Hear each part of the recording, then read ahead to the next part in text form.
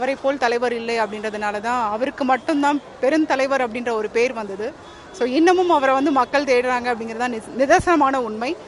புதுசாக கட்சி தொடங்கினவங்கள இருந்து புதுசாக வரவங்க எல்லாருமே வந்து அவர் ஆட்சியை நான் கொடுப்பேன் அப்படின்னு சொல்லிட்டு ஒரு மேடை ஏறும்போதே அரசியல் தலைவர்கள் சொல்லுவது வழக்கமாகவும் வேடிக்கையாகவும் இருக்குது அப்படின்னு நினைக்க முடியும். ஸோ அதனால் அவரோட ஆட்சி இனிமேல் மலருமா அப்படிங்கிறது வந்து ஒரு கேள்விக்குறி தான். தமிழ்நாட்டில் எத்தனை அரசியல் தலைவர்கள் வந்தாலும் பெருந்தலைவர்கள்னு சொல்லிட்டு ஒரு தனி இடம் இருக்குன்னு சொல்லுவாங்க. ஏன்னா அவரோட அரசியல் பாதை அந்தளவுக்கு ஒரு எளிமையாகவும் நேர்மையாகவும் இருந்தது. அப்போ உள்ள அரசியலும் இப்போ நீங்கள் இருக்கிறீங்க, இப்போ உள்ள அரசியல் எப்படி இருக்கிறாங்க? Totally different. அப்போ இருக்கும்போது தாத்தா வந்து மக்களுக்காகவும் இந்த நாட்டுக்காகவும் மட்டும்தான் பயணித்தாங்க.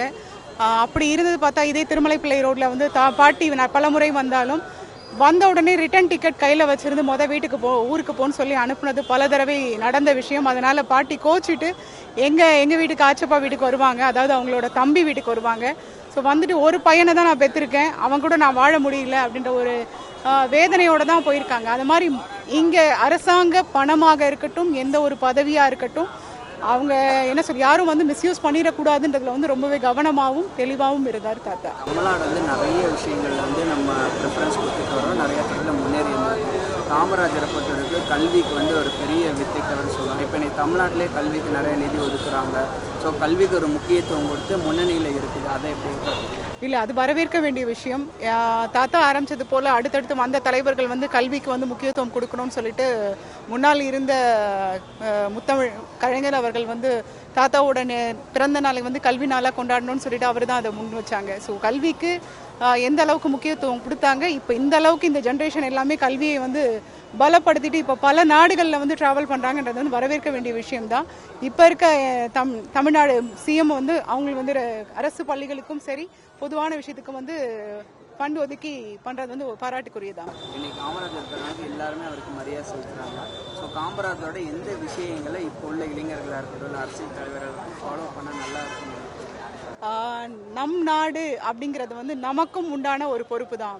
இவங்க பார்த்துக்குவாங்க அவங்க பார்த்துக்குவாங்க அப்படின்னு சொல்லிட்டு அடுத்தவங்க மேலே பழியையும் அடுத்தவங்க வந்து பார்த்துக்குவாங்கன்றத ஒன்று அதை எது என்ன சொல்றது, நமக்கு ஒன்றும் இல்லை இவங்க பார்த்துக்குவாங்கன்ற அந்த ஒரு எண்ணத்தை வந்து யங்ஸ்டர்ஸ் வந்து தூக்கி போடணும். எல்லாருக்குமே உரிமையானதான் இந்த நாடு. அதனால நமக்கும் அந்த சுமை இருக்கு, அந்த பாதுகாப்பு இருக்கு. அதை வந்து எல்லாருமே உணர்ந்தாலுக்கா இது நிச்சயமா நல்ல நாடாவே இருக்கலாம். காமராஜர் உங்க தாத்தா சொன்னீங்க, அவர்கிட்ட நீங்க பிரமிச்சு பார்த்த ஒரு விஷயம் எதை சொல்லுவீங்க?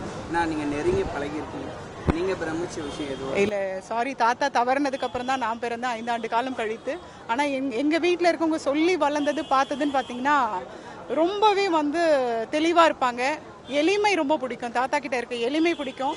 ஒரு 4 வேட்டி 4 சட்டை தான். ஒரு முறை வந்து ஒரு மீட்டிங்க்கு வரும்போது அவரோட சட்டை மேலே துண்டு வந்து பார்த்தீங்கன்னா இந்த லெஃப்ட் சைடு ரைட் சைடு போட்டிருந்தாங்க, லெஃப்ட் சைடு போடுறது ஏன்னா இந்த சைடு கிழிஞ்சிருக்குது, அதனால அதை மறைக்க தான் இப்படி போட்டிருந்தேன்னு சொல்லி சொன்ன விஷயம்லாம் வந்து பார்த்தா ஒரு சிஎம் நம்ம நினைச்சோன்னா உடனே எங்கனாலும் என்னனாலும் பண்ண முடியும். அதை கூட அவர் வந்து பெருசாக எடுத்துக்காம இருந்த ஒரு விஷயம்தான். அந்த எளிமை எனக்கு ரொம்ப பிடிக்கும். ஆனால் இப்போ இருக்க சூழலுக்கு அந்த எளிமை வந்து சாத்தியமா அப்படின்னும் போது ஒரு கேள்விக்குறி தான். இருந்தாலும் அதை தொடர்ந்து ஃபாலோ பண்ணணுன்றதை நான் நினைப்பேன்.